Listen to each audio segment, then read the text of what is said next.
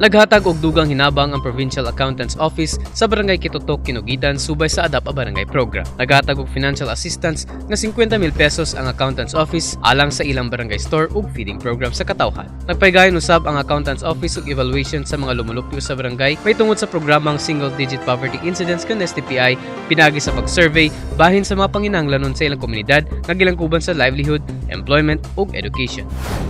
Dako kayo ni nga tabang namo sir, dako sad kay nga tabang sa barangay. Tungod kay narami sa ubos nga putong, so kung nay problema, usay mo sangko gyud sa barangay.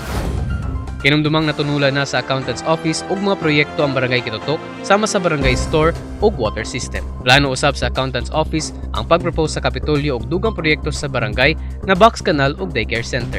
Kabahin kini sa tingog makubsan ng kalisod sa lalawigan subay sa STPI program o paglawom agenda ni Governor Peter Sr. Pedro Navia sa letrang M, mobilization of resources through equitable sharing.